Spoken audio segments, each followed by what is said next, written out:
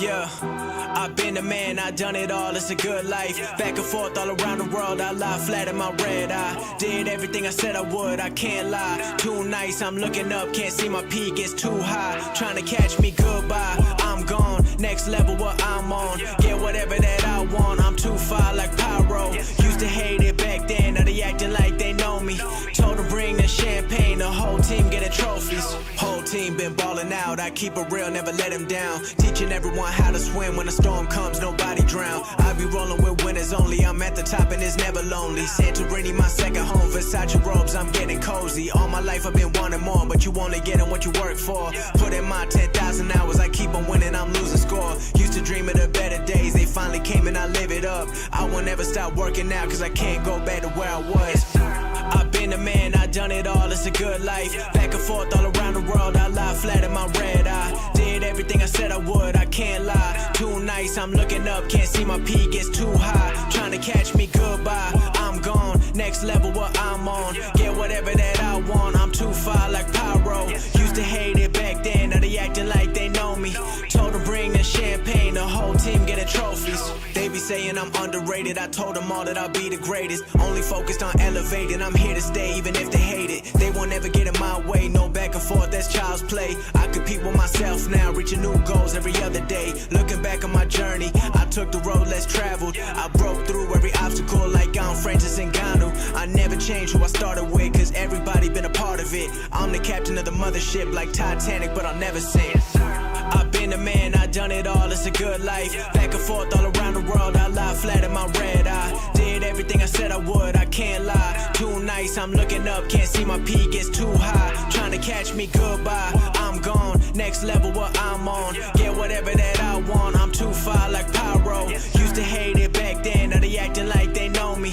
Told them bring the champagne, the whole team getting trophies.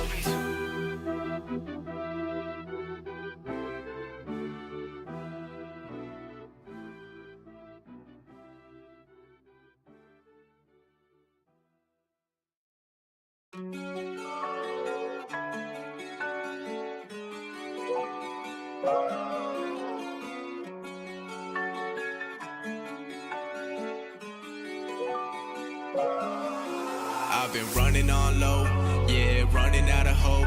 Yeah, 5 o'clock in the morning, can't keep my eyes closed. I've been waiting for the better days, I know they coming soon.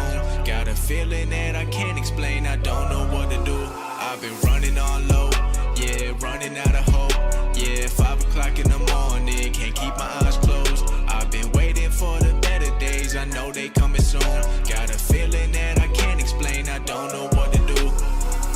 I've been running on low, memories that I can't let go. Tired of feeling like I'm not worthy of getting everything I'm working for. Conversations inside my head, been full of doubt when I lay in bed. I keep waiting till the day it ends and I get back to who I was before. Time goes by but I don't notice, eyes locked in but I can't focus. Traveling all around the world but I'm never living inside the moment. Waiting for the better days, I know they not too far away. Can't recognize who I became but I know it's only a phase. I've been running on low, yeah, running out of hope. Yeah, 5 o'clock in the morning, can't keep my eyes closed. I've been waiting for the better days, I know they coming soon. Got a feeling that I can't explain, I don't know what to do. I've been running on low, yeah, running out of hope. Yeah, 5 o'clock in the morning, can't keep my eyes closed. I've been waiting for the better days, I know they coming soon.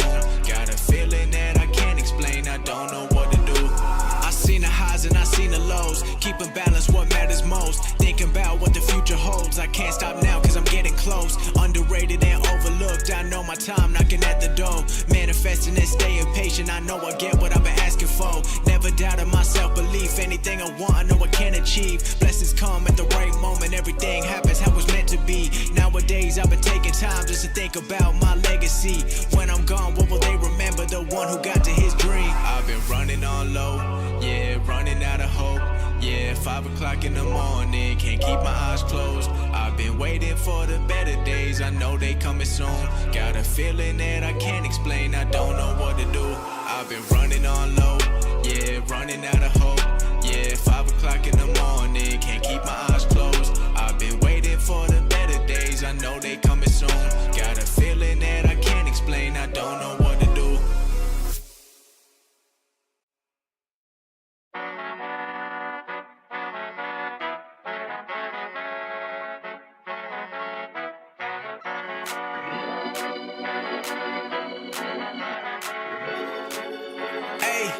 put my city on. They be depending on me. They wonder what we been on.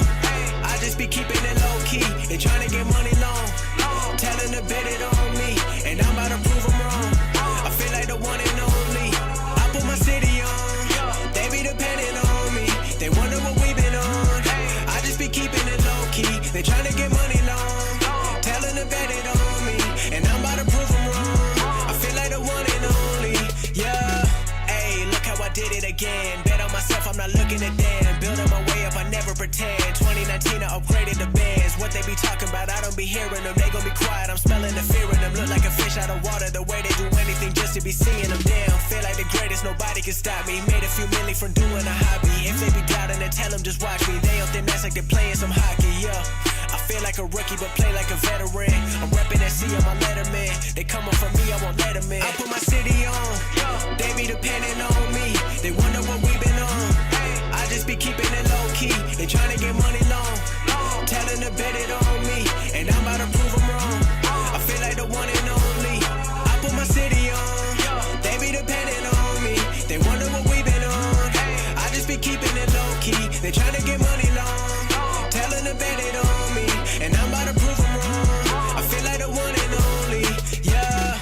Hey, I'ma need a few G's for the way that I'm killing them softly. My closet been stacking up bodies. I'm feeling too rich like I'm Roddy. Whoa, whole lot of people I hardly know coming around and be looking too friendly. I don't play nice with the enemies. None of that chatter offends me. Out in Miami, I'm living life. They did it first, but I did it twice. I've been out chasing the bread. They getting all of my crumbs like the little mice. Give them a funeral service, cause they all forgot what they worth is. I put my heart in the music. I know that it's gonna be worth it. I put my city on. They be depending on me. They wonder what we been on. I just be keeping it low key and trying to get money long. Telling to bet it on me, and I'm about to prove them wrong. I feel like the one and only. I put my city on. They be depending on me. They wonder what we been on. I just be keeping it low key. They trying to get money long. Telling to bet it on me, and I'm about to prove them wrong. I feel like the one and only. Yeah.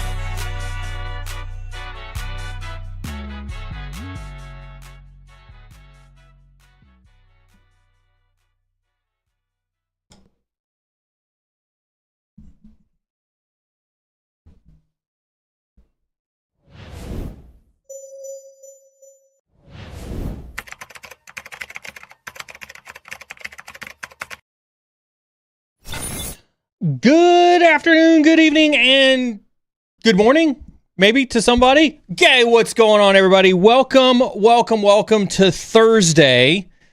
Jason, we made it again. I want you to understand, I'm not trolling you. I'm not trolling you by pushing our Tuesday streams to Thursday. I know. This is like the schedule we agreed to set up, like Tuesdays, man, and then it's like calling, texting, email, almost getting in an airplane to go and try and find you. Like, oh God! Where are you? Oh God! Where's Neal? Where's Neal this week? We're gonna have the video game. Where in the world is Neal? Where in the world is Neal? Yeah. Yeah. Welcome to Thursday, everybody. Welcome to Thursday. Happy to be back this week. I was at FSISAC this week. I've got tons on my mind, obviously, whenever I spend a ton of time around other folks in the community and you know, seeing and watching talks and things like that. I am going to ask you about some of those before we get into the threat brief a little bit this morning. For the community, really fast though, we're still doing Tea with a Hacker tomorrow. Don't forget, Tea with a Hacker is tomorrow. And then we also have tomorrow night, we've got Chris Pogue in sub chat. So make sure you are in tune for both of those awesome events tuned in tomorrow. Real quick, Jason, you know how it is. We got to cover down the rules really fast. The biggest rule that we always have, be on your best behavior. But basically, what does that mean? Keep chat free of any racist, sexist, misogynistic, elitist, or otherwise toxic behavior. We have a zero tolerance policy for any of that behavior here on the stream.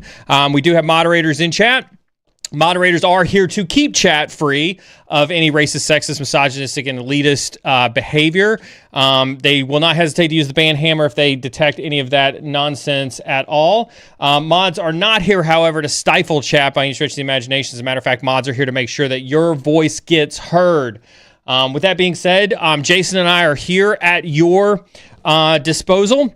for the next hour. Want you guys to be active, be engaged. We've got a good threat update for you, and I've got some surprises for Jason that he is not prepared for that I'm going to drop on him. And so with that being said, we do. Yeah, that's right. You know when I got surprises, it's going to be tough. You're in trouble. With that being said, we do highly encourage questions.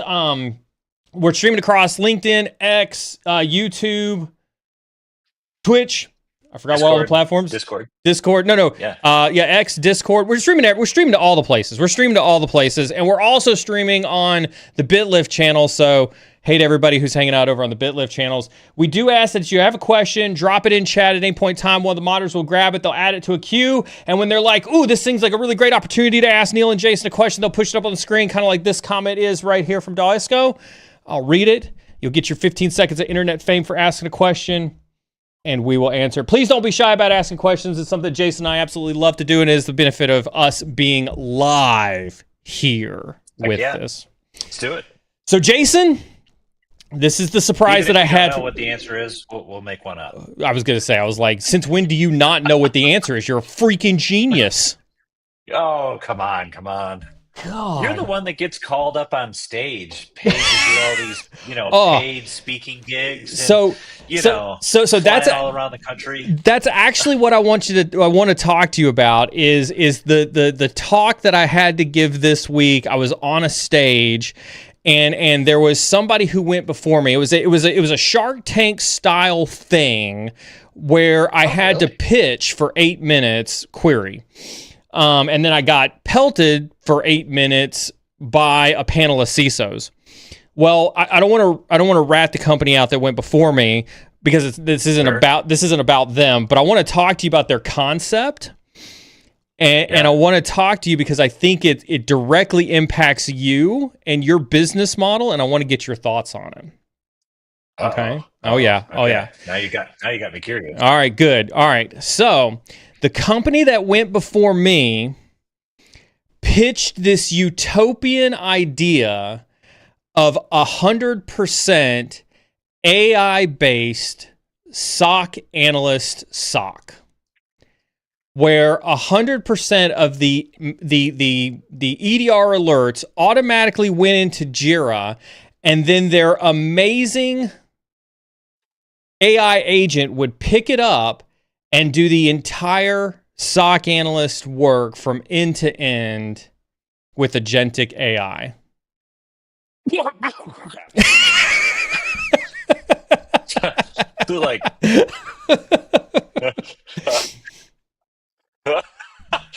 you okay? You okay over there? Are you okay over there? Yeah, I had something caught. I can't even believe that. Yeah. You have to be very careful about what people pitch out there. So you're telling me that you're not interested in replacing your entire SOC analyst staff with a 100% AI-based SOC analyst crew? No. Looked at that. It doesn't pass the sniff test. Doesn't pass the been there and tried that. We have done demos and POCs of people that have tried to claim that in the past, even in the last 3 to 6 months. And no, not interested. Not interested. Like, I mean, I wish. I think I wish that at some point we would get closer to that, but I don't see it happening anytime soon. Yeah. And we're experiencing real stuff every day. Yeah. And I mean, we have awesome individuals on our team, like yes, amazing you do. individuals. Yes, very, you do. very bright people. And I'm not just saying that because they're on my team. I even say that about people that are not on our team. But you never say it about me. I think about it all the time. I think about you're amazing all the time. Again, that's why you're flown and paid to go to all of these speaking engagements. People pay to hear Neal speak. Oh, apparently I need to. Apparently, I actually got told this week, Jason, that I need to. I need to speak more about AI because apparently I'm not progressive enough because I don't speak enough about AI. Oh my gosh. Yeah. I'm with you. I'm with you. I saw the whole thing. He had like Figma equivalent type of diagrams. He didn't even have a real product up there that he was like demoing. He just had a concept, and I just looked at it and I was like, no way, not happening. Yeah. So if it's in Figma, I still call Figma Dreamland because it hasn't been coded yet. Like, this is where we go to dream, and there's fuzzy, fluffy everything, and stuff that we hope that works one day is in Figma. But once it gets coded by a developer, and we try and actually make the rubber meet the road, Yeah. then it's out of Figma, and now we're in a real dev test environment. We got to make it work. I have not seen what you just described actually work yet. That's probably why it still exists in dream fuzzy unicorn world. Yeah. But tell me, I mean, did this person get beautiful 8 minutes from the Shark Tank style people, or did they get an investment? Did they walk away with a check? No. With the 4 sharks, they had to give like a thumbs up or a thumbs down of their interest, and this dude only got 1 thumbs up for his product. So no, I think what, and this kind of goes back, I think you and I talked about this on some other streams, and I think even Noah and I talked about this when he was on the stream. It's a question that always comes up in chat about, do we think AI is going to replace our jobs? And I can unequivocally tell you from the sharks that were on that panel, the audience members that were listening to that audience, myself, you hear it here from Jason. Guys, we're so far from that. We're so far from that. Could it ever happen? Maybe the closer we get to Skynet, Jason, maybe when the robots are about to kill us all, we might get close to that. Yeah. But even then, they still kill themselves, at the same time that they're killing us. So, I mean, when I think about this concept that you're talking about, and we often ponder this, inside of our company as well, particularly over some sort of warm, woody, smoky drink, right? And you can pick out what you choose there, but the idea is that we would love to get there because it would help facilitate and reduce our stress load, our workload, and those types of things. But there are still so many things that are happening that you need a human mind to help you walk through and step through. I would not tell anybody at this point in time that AI has achieved this unicorn moment where 99% of the stuff is being done by AI, because it just a month ago, on a Friday a month ago, 3 of our team members, we did a we did a product demo, and I won't mention the product. And this guy was and it did an amazing job of picking out the abnormal behavior, in this SIM log management tool. And I was like, oh, well, that's cool. We do that. So abnormal behavior is not really difficult, especially when you have large amounts of data sets. You can find the needle in the haystack. That is actually what one of AI's biggest achievements is at this point in time. But then there was this chatbot window right next to it, right? And then he was and then we can ask the chatbot window, where did this file come from? And when was it first seen? Mm-hmm. And where in the, so he goes in and asks the question, and it's it basically came back and said, I'm not sure. And I'm right here on a demo, the moment when your product is supposed to show, 5-star stars and moon align, and your product is supposed to demo and sell itself. And here the chatbot actually returned back and said, I'm not sure. Didn't know how to help you. So, we're not there yet. So I can empathize with that too, because as I was on stage giving mine, one of the CISOs on the panel asked me something about AI, and it was along the lines of do I see AI making my product irrelevant? And I took that opportunity to really just kind of highlight that hey, you'll see that like AI is in our name, but I didn't actually talk about AI at all. And I was like, that's because we have a very pragmatic approach to AI. We do not think AI is I literally came after this guy and I was like, we do not think AI is going to solve all these problems.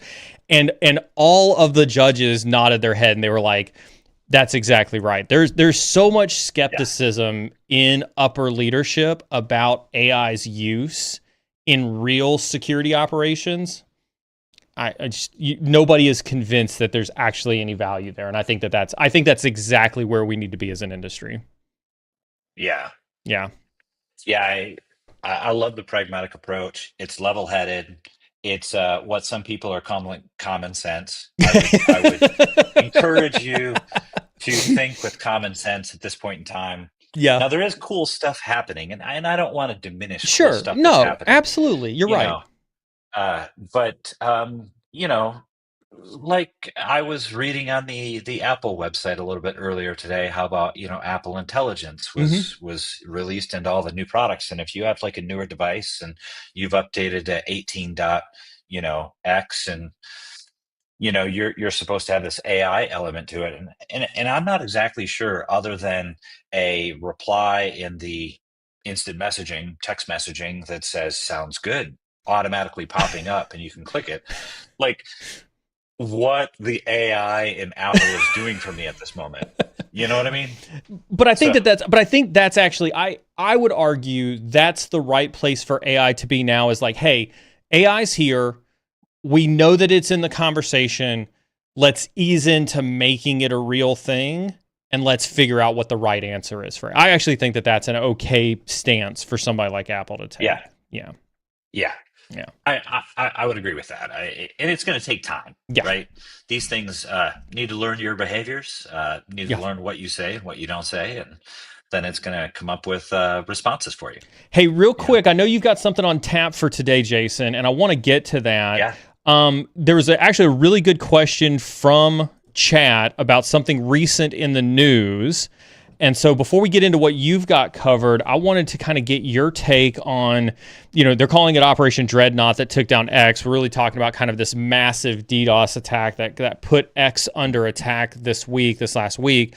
I'm not sure if you guys took a look at that or if you guys evaluated that against your customer base, or if you guys, kind of looked at that and said, well, maybe you tabletopped it or something like that. But did you guys take a look at that? Did you guys examine that at all?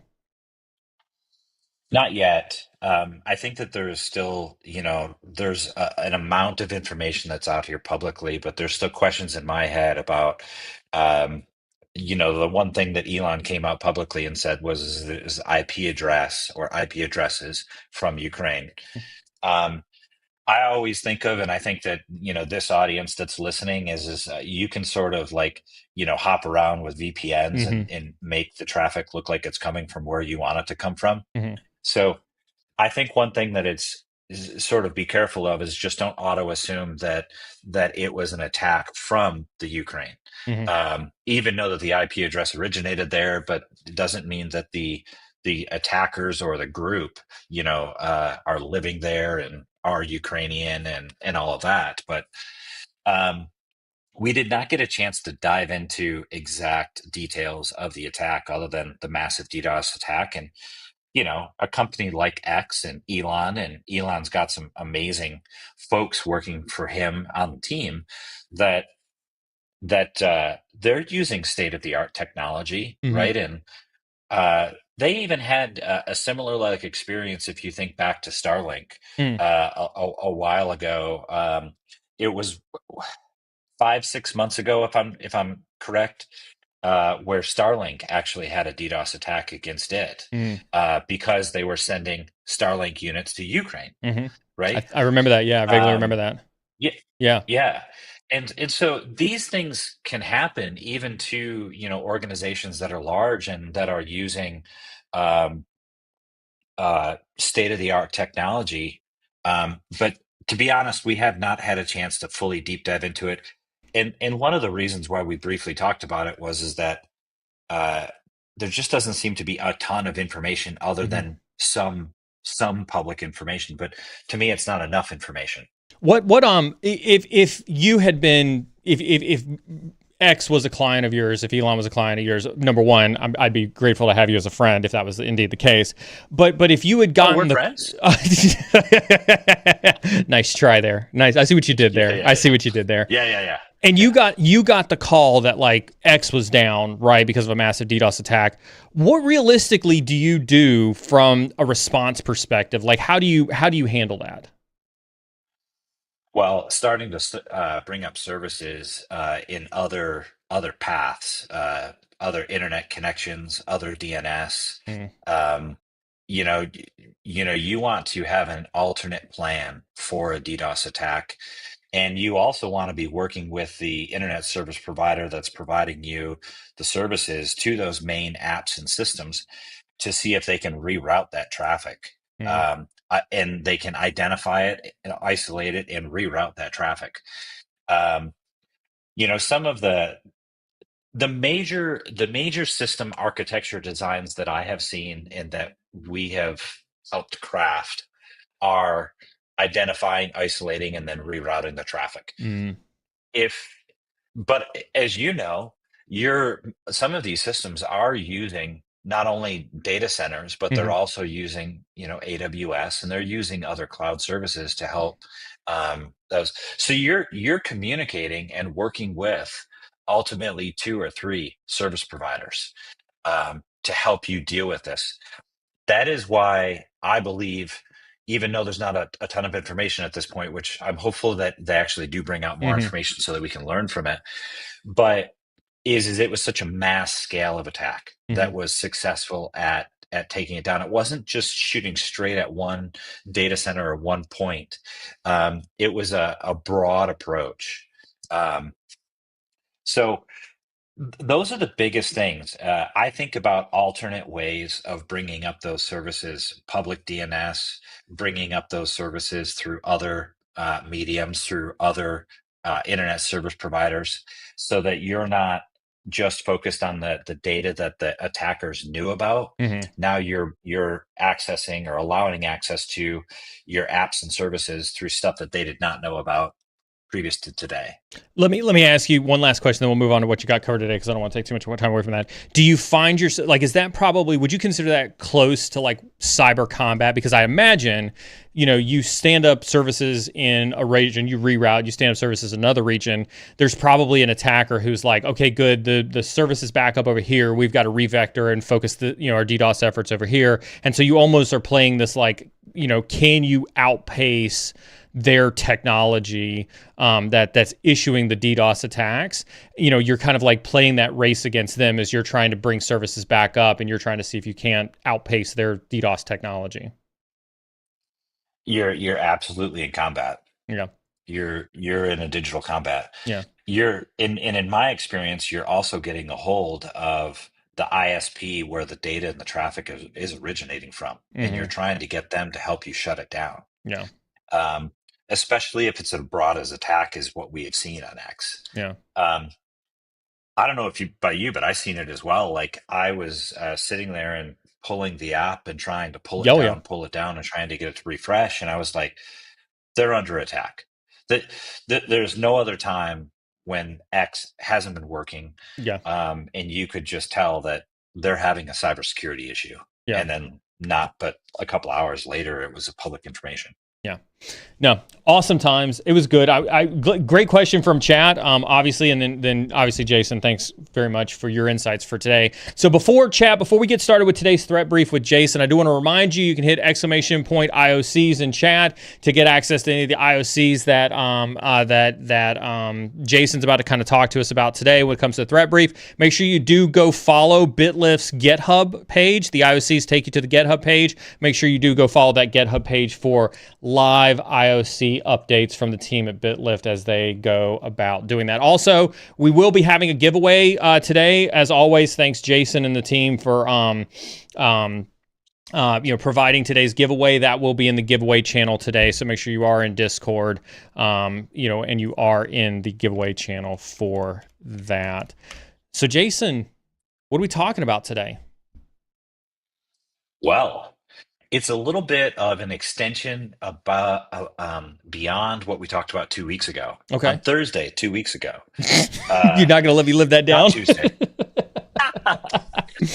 So, and the reason why is because I know we've talked about this both on-prem, cloud, and I want to make sure that the audience here today is got an opportunity to completely understand this. So, I think everybody probably knows about NetBIOS. But I also want to make sure that people are aware of what is called LLMNR I'll and drop that in that chat for acronym. I'll drop that in chat for everybody. Yeah. So link local multicast name resolution. So for you pen testers out there, you guys probably love name resolution. Name resolution is a great place to drop down and go to because you can typically get a lot of good info from there. Mm-hmm. Um, So one of the reasons why we're talking about this today is because if um, if it's not a phishing attack and they didn't get the credentials from a phishing attack, and where we have actually seen where it's been sort of questionable, the creds weren't obtained through a phishing attack, and the creds weren't obtained through sort of like the 80%. Um, 80-90% coverage, meaning like, you know, the user went to a web page or put it in, or it was scraped from somewhere, or it was already on Have I Been Pwned, right? And this area, in which case, okay, well, how does the creds get found, right? Um, and what I want to showcase here is LLMNR is actually pretty exploitable by attackers, and this being the case, it's for one, it's pretty chatty, like NetBIOS. Yeah. NetBIOS and LMNR are name resolution frameworks inside of the TCP/IP stack, and they work alongside of each other. Let's take a step Um, back for just 1 second though, because like you mentioned something that I don't want to gloss over too much. We're talking about this mhm. because it seems like you guys recently worked a case where you found no evidence. You worked a case where somebody was compromised or there was some form of compromised credentials, but there were no indicators of phishing. There were no indicators of kind of like a landing page phish or any other type of like credential leakage. Right. You guys, I hate. I'm again, Noah, if you're watching, I'm not trying, I'm not trying to don't take this the wrong way, right? But you guys didn't Yeah. know what you were looking at. You knew that there was a hack somewhere, but you didn't know what it was that you were looking at. Yeah, and that's this is why we're highlighting this is because this is the alternate methodology that we see in the space where if this is not disabled and if this is not addressed properly, that somebody can gain the credentials from sniffing the packets of the network, also getting the machine to do something that you don't want it to do Mm. because of the chattiness of link local multicast. So But yes, I mean, I'm gonna ask you again. I asked you this last week or 2 weeks ago on Thursday, not Tuesday, when we talked about yep, NetBIOS. yes, Um, when I was doing pen testing and when I was using responder and stuff like that, LLM&R poisoning was great because you could, everything was internal and it was really easy to plug into a switch. And obviously, multicast happens on switches all the time. So I'm going to ask you again: yep. does this also apply to cloud environments? It 100% does. Wow. Okay. So we this also still needs network monitoring Mm, out in cloud. So mm, you still need to be looking at network logs in cloud. You need to be looking for what is called flooding, DNS flooding, and making sure that you are keeping your eyes and ears on DNS. We're going to mm. get to that. I'm almost getting a little bit ahead of Yeah. myself here, Yeah. but Yeah. but yes. So out in the cloud, let's say you go into AWS or Microsoft Azure, something where it's a cloud, and you launch an OS. LLMNR and NetBIOS are still enabled. Even Mm. in today's latest, greatest operating system, it's enabled by default. Mm. And so by default, it's chatting on the network, and you might not even be aware. You might not even known about the details about LLMNR. You might have heard about NetBIOS because everybody talks about NetBIOS, but these two are very closely knitted together. They work alongside of each other. I already said that, but the main point is you need to know that they're enabled by default. Yeah. And ultimately, we're encouraging you to disable these things. You can either disable them on the local machine inside the registry, or you can disable them via group policy. And you love group policy, but I love to talk about group policy, man. Group policy is GPO update / force. Yes. So I just want to make sure that folks don't think that like Microsoft is taking care of this for you, or that since it's out in the cloud, it's automatically safer, or that since it's like a cloud virtual machine, that it's not enabled. It 100% is enabled by default. Great question coming in from YouTube really quick, Jason, while you're kind of talking about this attack.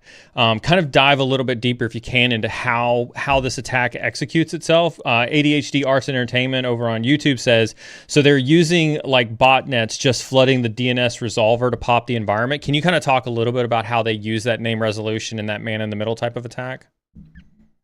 Yes. So what you can do is you can actually get the machine to respond to you. They could be on the network pretending to be a device that you're looking for. So let's say, for instance, your device is looking for a certain IP address or a certain name. In this case, it would use LLMNR or NetBIOS to chat across the network and say, "Hey, are you there?" A fake machine could respond back and say, "Yes, I'm here, and here's my IP, and here's my name," and respond back. Then it could get you to a great example that we've seen this where it responds back, and you're trying to get into a network share, or you're trying to get into a file share, and file sharing is not that much different even out in it's not different even out in the cloud. So if you do / machine name / a share that you think is supposed to be there, and then it prompts for the credentials for you to enter into that machine name, and you type in legit credentials, but however the pretending machine or the fake machine just now captured the credentials, and that's how we've seen that execute. And so by the way, I mean, this is like something you need to be very aware of. If it prompts for just the local creds and you gave it the domain creds, now you just gave up domain credentials. If the domain credentials and the local machine credentials are the same, you have a problem there. Don't do that. So I hope that makes sense. It does. It does. You're getting a ton of questions too. Arcus Honor from Twitch is locked in on this one too. Says, is there any drawback to just disabling NetBIOS and LLMNR in a huge environment? I know we haven't talked about remediation yet. We can pause this question if you want to kind of go through some of the remediation steps, or you can address it now if you want to. I'd like to address it now because I think that this is important. So I wouldn't necessarily call it a drawback, but it's something that you should be aware of. When you disable LLMNR or NetBIOS, you now have disabled any sort of local name resolution. You are now 100% relying upon private DNS. So now you have to have private DNS set up before you go and disable LLMNR or NetBIOS. And if you disable both of them, which we encourage you to, I need to disable that. Somehow I keep forgetting. The thumbs up is what I was talking about. Oh, the thumbs up. I did. yeah. Last week it was the balloons. That's right. I forgot you did the balloons last week. If I give you 2 thumbs up, you'll get fireworks. That's right. I forgot about that. But yes, so I wouldn't consider it a drawback here.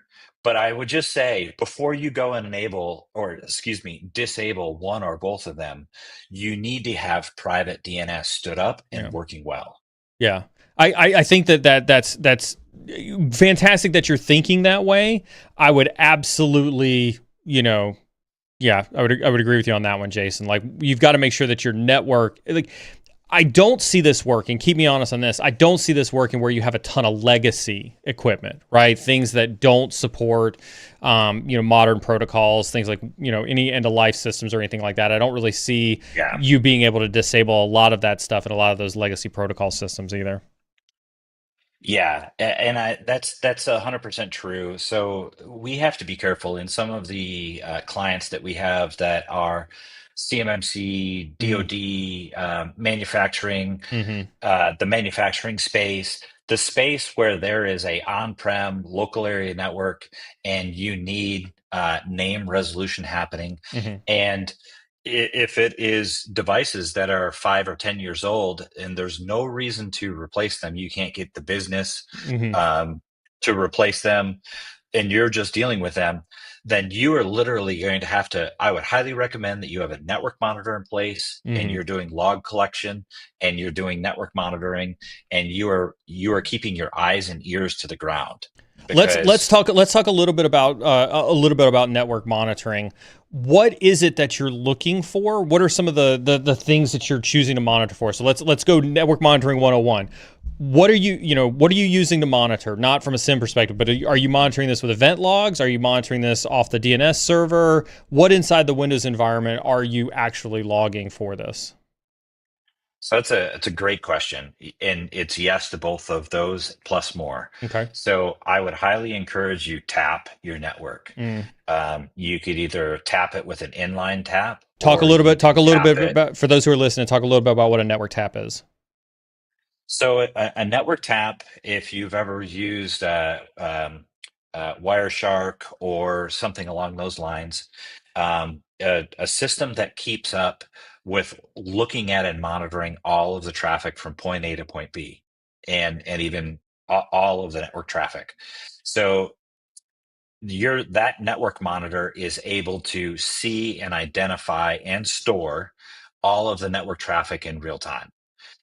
There's a couple things as you kind of go down this rabbit hole.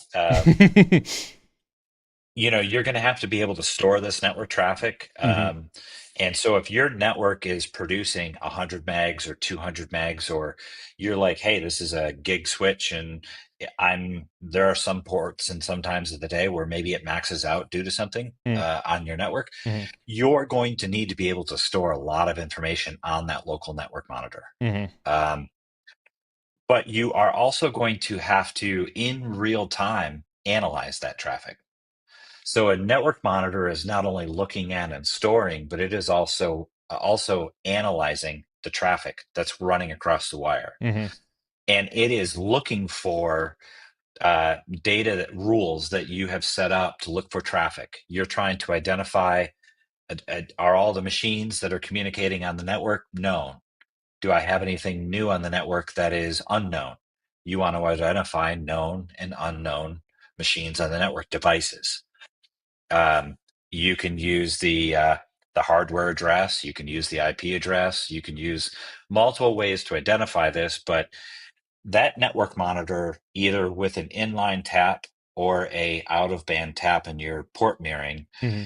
one way or another, you need to make sure that you know about all the devices on the network, and that if something new pops up, you're notified immediately. CMDB, CMDB. I can't help it, man. I got to pick on C. Oh. Good plug there. Yeah. Yes. Nobody will ever do it. Nobody will ever do it. If there's one thing that I could pass upon the new generation of cyber folks, CMDB, please. Yes. And it doesn't have to be like a cuss word. A CMDB, like, it could be your friend, right? Like, literally, you just have to be able to refer to it and know, like, hey, did this exist 30 days, 60 days, 90 days ago, and whose machine, what is it, and Yeah. do we own it, or is it somebody else's? I mean, like, yeah. Totally fair question there. I threw an acronym at Chad and didn't quantify the acronym. What is CMDB? It's a pain in the ass, otherwise known as basically a device inventory. Yes. Asset inventory. Yeah. Software inventory. The industry says CMDB. I actually don't know, computer management database or some shit like that, but it's basically an asset inventory. And it's not to be confused with change management. Yeah. Not to be confused with change management. There we go. MAS to the rescue. Configuration management database. MAS to the rescue. Yes. Okay, so we've got know what's on your network. The quintessential know what's on your network. Be able to monitor the network, and I'm glad you brought up network taps on that. Can you apply network taps to virtual networks inside of Azure?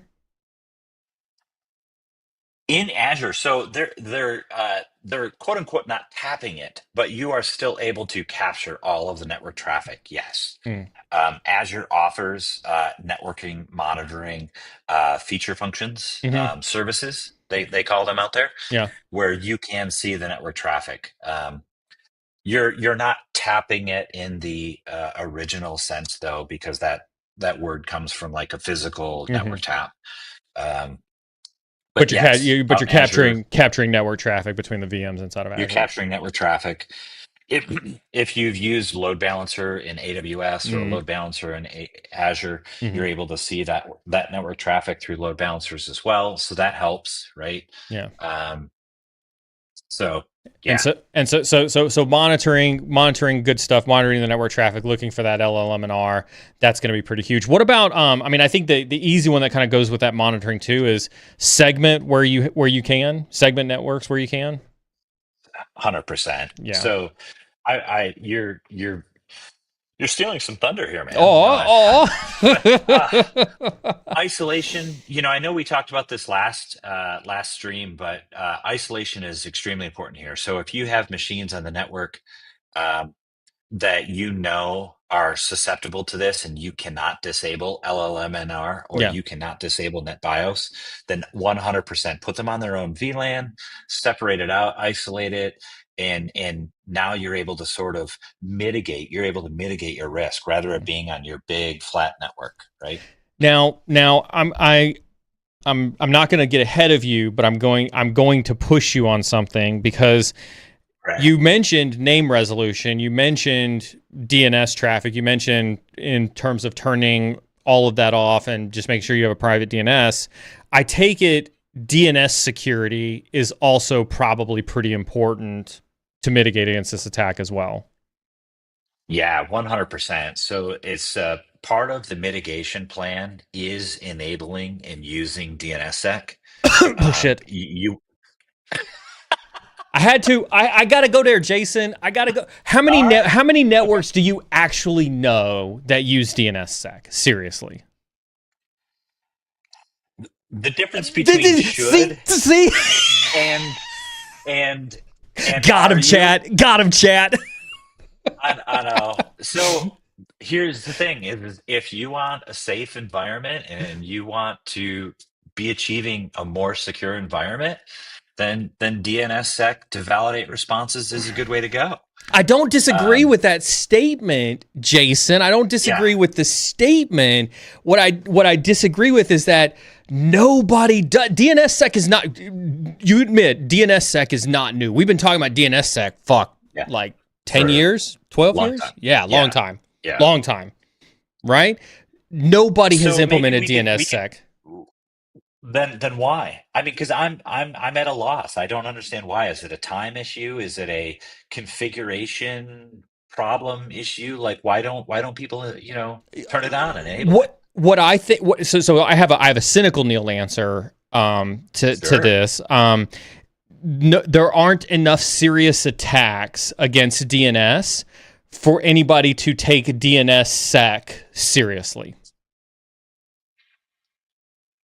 Boy, I'm gonna have to go and do some research then, because man, like I don't know. No, just because you can find attacks that target DNS, In the Yeah. broad scope of threats that you see against the world today, there aren't daily or weekly attacks against DNS.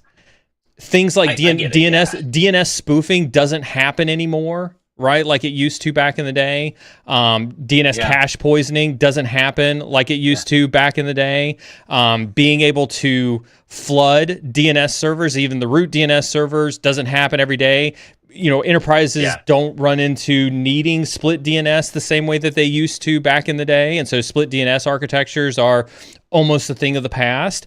I would argue there isn't enough of a fire for people to put in the time and the effort on DNSSEC. Yeah. I don't disagree with you there. We've come a long way. I mean, we really have come a long way in DNS in the way that it's architected. Mm-hmm. So I would agree. Um, you know, but you answered, and I had to give you. I know. You asked, and I know. I had to give you my answer. But I know, and I appreciate you being a good. I appreciate you being a good sport for it. I do agree. Yeah. I do fundamentally agree that from a best practices mitigation perspective, let me make that especially clear. I do agree that DNSSEC is important for DNS. I just think that that's one of those things. Like, we say that as an industry, and I don't think we really expect people to do it. And so we just kind of say it because it's a good best practice. I think so. For instance, you have in today's modern day, nobody you have I won't say nobody, but you have a lot less people that put their first name, last name on their mailbox out on the street side anymore. Mm-hmm. For the most part, everybody just puts their address number on their mailbox, right? And then so when you go up to the door, you expect the door to be locked. And then when you go inside the house, right, there's not labels, bathroom this way, bedroom this way, right? And so from a physical sense, we have changed fundamentally. If you go back 50 years ago, people put their name on the mailbox. Dorothy and Arthur, basically live here, right? I know it's sort of a different type of analogy, but what I'm just trying to state is that from a digital architectural perspective, things have changed. Yeah. So I could see, how it has not caused us to think about we need to use DNSSEC internally, privately on our internal DNS servers. Yeah. Yeah. But I do agree with you. It is there. So moving on from the kicking that I just gave you on DNSSEC, what are some other DNS best practices that you think are worth mentioning to kind of mitigate against LLM&R? Essentially, I would highly recommend restricting who can query the DNS. We've suggested setting up firewall rules to make sure that you're only allowing trusted devices, to query and work with and communicate with the DNS. And then, like I think we mentioned, but keeping an eye on the logs. You mentioned event viewer logs, paying close attention to DNS logs. And just making sure that the DNS and who's communicating with the DNS is the intended parties on the network. DNS logs are another one of those really verbose logs to manage and to watch as well. Yeah. So you do want to be careful. Like, obviously, if you turn it on, you don't want to turn it on where you only have like 5 gigs of storage. You're going to need some storage.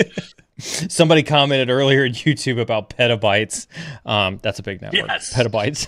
It's big network. DNS storage. I imagine from a threat perspective, you get a lot of good intelligence fundamentally by looking at DNS data.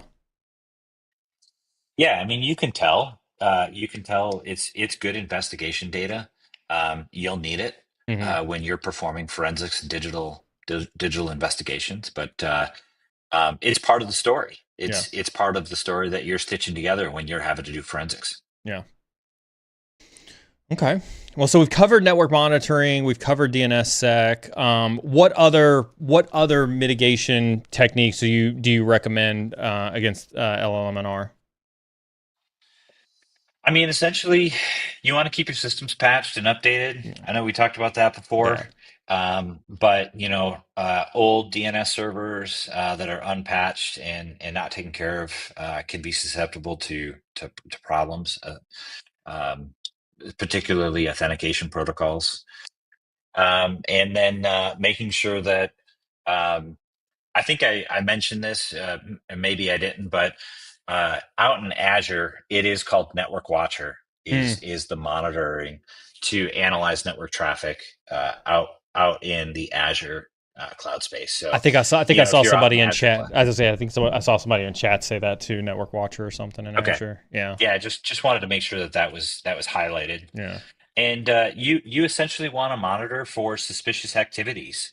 Um, Unusual LLMNR queries, and making sure that all the queries that are happening on the network are typically known or um, uh, not unusual. Um, and There was a real quick, there was a comment from Twitch chat. I want to get your take on this. One thing to note too, if an Azure Cloud VM, as an example, has been hit with an LLM&R poisoning attack and has network connectivity to local on-prem networks, it can expose those local domain devices too. Is that true? Have you seen that?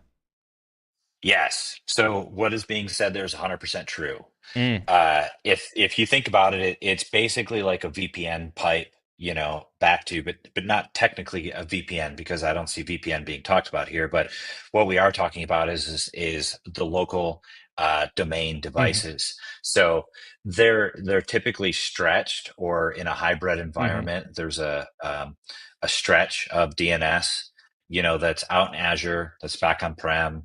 It acts as a way to communicate from the Azure cloud to what's on prem. mm. And so that's 100% true. You want to be careful of that. Um, that's why I think you and I talked a little bit a couple weeks ago about the hybrid.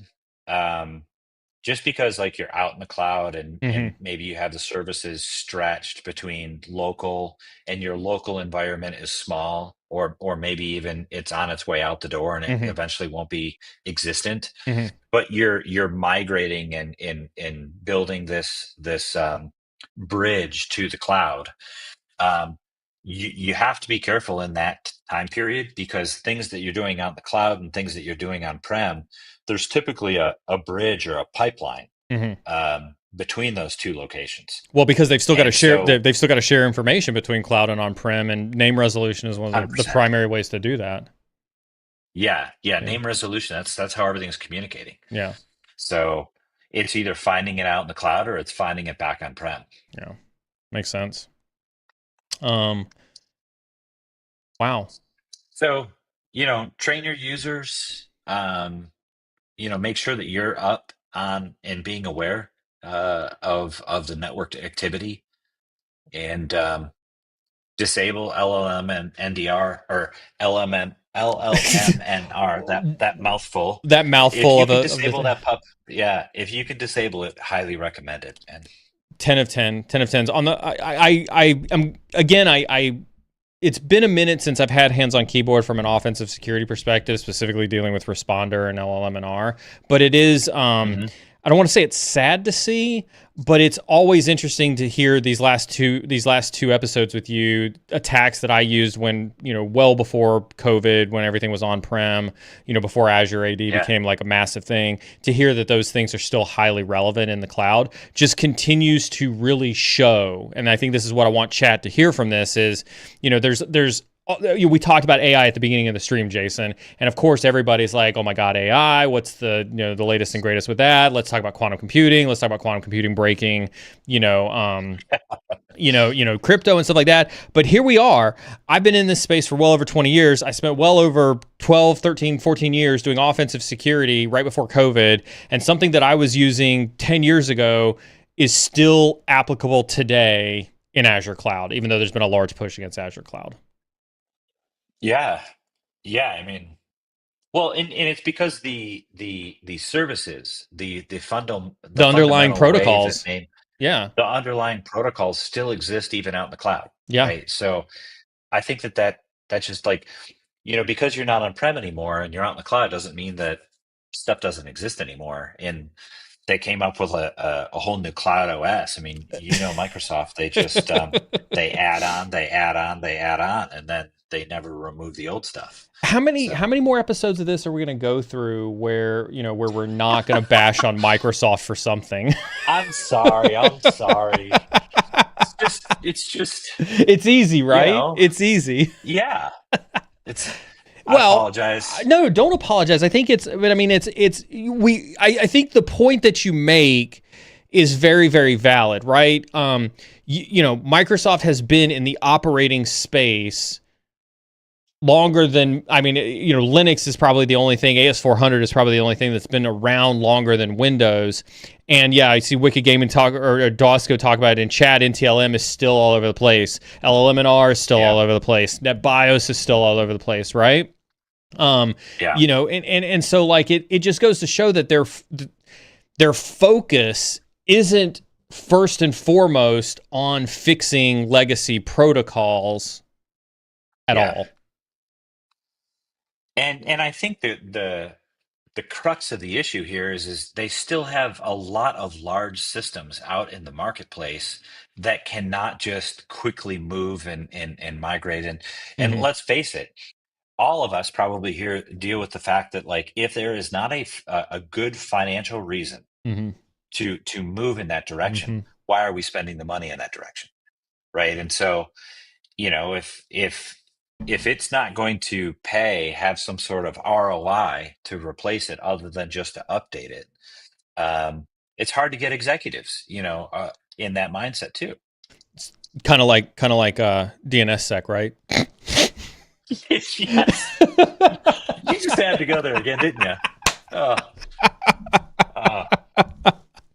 Yeah. I no, but you're spot on, right? Because it's like, I don't know if I've told you this story before. I think I may have mentioned on chat one time. I was at an EBC or an executive business conference several years ago with Microsoft, and I was part of the security organization that I was with. I was building the security organization for a Fortune 100 company, and Microsoft comes out and says, we intentionally wait 10 years and watch the market for 10 years whenever new things are happening in the market, because they feel like it takes security 10 years before it settles down and decides whether something is cool or not, before it goes out and decides, is it going to build it? Is it going to buy it? Is it going to, acquire a company? Like whatever the case is. And to me, all I heard as a security person was like, okay, cool. Microsoft's 10 years behind on everything security related. Yeah. Yeah. I mean, they do. They do. And it is such a large footprint to think about having to move. It's the old adage. I mean, big ships don't turn quickly, right? Yeah. And so, if you want to use a modern, secure approach, it's probably not going to be the Microsoft OS. Probably not. You're going to have to look at alternatives in either Microsoft or Azure or AWS, for more secure alternatives. So let's pivot away from bashing Microsoft really quick. So I want to I'm looking at the time really quick on this. God, it goes so fast with you. I want to ask you about something else that I saw at FSISAC while I've got you here. Obviously, guys, tomorrow I'll do Neal's soapbox items when it comes to FSISAC tomorrow morning on Tea with a Hacker. I do have some announcements for everybody too, which we'll get to here in a little bit. But I also saw walking the vendor hall this week, Jason, a lot of companies talking about non-human interfaces. And I'm not sure if you've looked at that space and developed thought processes on that space, especially since you deal with a ton of customers, you have a lot of clients, you're focused on their cyber defense. What are your thoughts on this non-human interface space? First and foremost, before you get to your thoughts, if you have to define what a non-human interface is, how do you define a non-human interface? I mean, my head goes to API, webhooks, and systems communicating each other behind the scenes without human interfaces, uh, without like web interfaces or the front ends, right? That's where my head goes to. I'm not sure if that's the That's direction that you're thinking about talking that about. seems to be the pretty universal thought, is like you've got you've got a serverless infrastructure, right, where Right. everything is lambdas or Docker containers or things like that, and those have to interface with various things across the infrastructure, and so those are non-human interfaces. APIs are non-human interfaces. All of these things that allow access to systems, almost in the same vein that we talk about with like NetBIOS and RPC and LLM and R and things like that, but more on a Right. programmatic fashion. Apparently, there's a whole new category around non-human interfaces that's making its way through the space. Well, you've seen at least I've seen a big push for API security Yeah, in the last couple of years. yeah, And it's because of that. It's because you really don't have a human interface to some of these systems that are communicating. They're all programmatic backends, and they can do amazing things. They can do things very fast. mm-hmm. Um, I even think about our own automated incident response platform Mm-hmm. communicating with M365, Mm-hmm. from detection of a compromised account and alerting on it to killing the compromised account is typically seconds. Yeah, A human never even seen the interface in that. It was just all of the backend yeah, systems that detected it and remediated the account. yeah, Now you have to keep that secure. mm-hmm. You absolutely, because we're not relying on a human to click a button there, and no AI is involved at that point at the moment because it's not needed. We can detect a compromised account without AI at this point. Yeah. Um, It's still just Couple pattern common matching. sense. It's still just pattern Y- matching at that point in time. Yeah, yeah. So you want to lean into that, but yes, I have seen some of these systems as well, uh, and I would say that we have to keep those systems secure Mm-hmm. because y- what'll happen is, and we even see this in other systems where IT people, you, me, the rest of this audience listening, uh, we have so much going on Mm-hmm. that it's very difficult to look into all of the human interfaces that we have Mm-hmm. at our disposal. And so we set up automations and we Mm-hmm. we set up things to take care of themselves in the background and then really only alert us when, the stuff hits the fan Yeah. and it really needs our attention. Yeah. And so, but if you think about this, if a criminal gets in there and gets into that and now starts configuring the systems, um, and we don't catch it, Yeah. uh, Yeah. and takes control of our automated systems. Yeah. Not I'm not talking about just BitLift. I'm Yeah. talking about the ticketing systems and ServiceNow and Yeah. all of these integrations that we're setting up that have no human interface. That's going to be a big deal. Yeah. Yeah. No, I agree. I'm not a fan of new spaces, and that's why I ask you what your thoughts on, because chat, as Jason's talking about this, hopefully a lot of you are nodding your head and like, yeah, that makes total sense. Like Jason's talking about, things that make common sense to protect, and APIs are definitely something that are, it's obviously become very, very prevalent in today's, software development and huge software, life cycle type of environment. But API security, I don't know if you caught that Jason said, API security is not new. We've had to deal with API Mhm. security for a long time. Companies like, God, is it Sneak that does some API security stuff? There's a couple other companies that I think of that do API security. This is not endorsement for any of these companies. Just, there are other companies out there that Yeah. have been doing API security for a while. To have a new category created, I think, is one of the problems that we have in our industry, where we we need to differentiate ourselves to make sales. And so instead of saying API security, because there's already somebody in the upper right-hand quadrant in Gartner for API security, now we have to call it non-human interfaces, and we have to change the category just enough away from API security so that Gartner is encouraged to create another. This is why I say it's a soapbox item. I was asking. Down. Not going to do this. You're like, get my blood pumping. God, you're talking about the upper right hand quadrants and all this. Then I'm going to start to twitch in a moment. Yeah. But Neal, what you're touching on here, and to our listeners, to the like, what I would encourage you to do is just think back.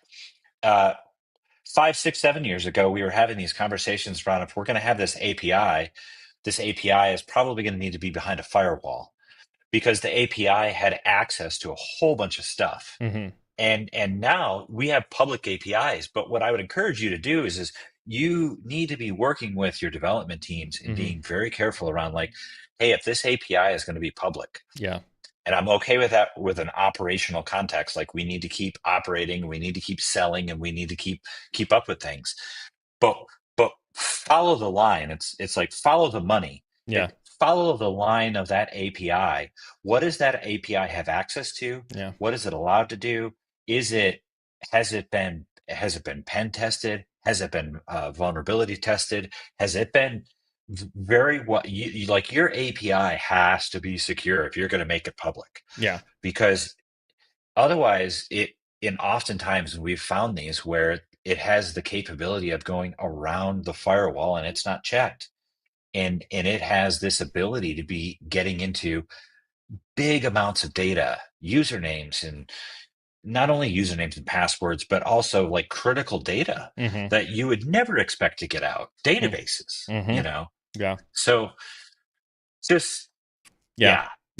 Look, we could go on a tirade of this. I was curious if you had the same thoughts I did, and it sounds like you do. It's one of those, maybe that's the old boomer in us, where we have a tendency to be like, why do we need another category for something that we've been doing or knowing that we needed to do for years?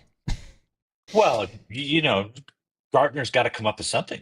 Gartner's got to make some money off these startups. Gartner's got to make some money. All right, Jason, yeah. I kept you. Go ahead. Last comments. Go for it. Last comment here, please. Like, feel free to use these third-party validation tools out there. Gartner, Forrester, the marketplaces. What I would really, really, really encourage you to do, though, is focus in on peer reviews. Yeah. Peers just like you and me and other people in the space using the product that have a non-financial motivation that can steer you in the right direction. 100%. That's what I would highly recommend to you. 100%. Streams like Cyber Insecurity. Yes. Jason, real quick with chat, don't forget tomorrow's Tea with a Hacker, 8:30 a.m. Eastern Standard Time. I will probably get way more on this soapbox tomorrow morning. As you can tell, I always get a little heated on it. We will be kicking off the giveaway. Jason, thank you as always for you and the BitLift team for the Try Hack Me vouchers. That giveaway will start to run today. So make sure that you are inside a Discord for that. Make sure you do give a shout out if you're a winner or at any point in time to the team at BitLift. Hit that exclamation point IOCs in chat to get access to the BitLift's GitHub page so that you can get real-time updates for their IOCs. And then last but not least, before I kick it over to Jason to send us out of here, don't forget that tomorrow night, 8 p.m. Central Standard Time, 9 p.m. Eastern Standard Time. Maz, keep me honest on that. We're going to have Chris Pogue in Discord for a very special, very exclusive one-on-one on digital forensics and incident response. You do have to be a member on YouTube or a subscriber on Twitch to get access to that. So it's 8 Central, 9 Eastern. There we go. Thanks, Maz. With that being said, Jason, take us home. Yeah, so appreciate all of you hanging out with us today, listening to us. I hope what we had to say today was awesome and beneficial for you. And thanks to Neal. Hopefully next time we will have it on a Tuesday at a regularly scheduled time. But thanks for joining today, and hope you stay awesome. Get out, do some golfing, enjoy some friends, family, walk away from the laptop. Yeah. I would really encourage you. I've heard some people say lately, and I think it's worth mentioning, go touch grass. Yeah. Just go get outside, get some sunshine. And, I love technology, but there's more to life than this. I love So it. I hope you get out and do some of that this weekend. I hear that. We're going to sign off. Y'all go touch some grass. Jason, we'll see you in a couple weeks. See ya Tuesday. Flowing so casual, everything factual. I'm with my dogs, but we not no animals. They like a BBL, I like them natural. They like a frog, my shit is actual. Yeah. Hey, they tell me bon appetit when I'm out at friends. Yeah. They think I've been out on tour.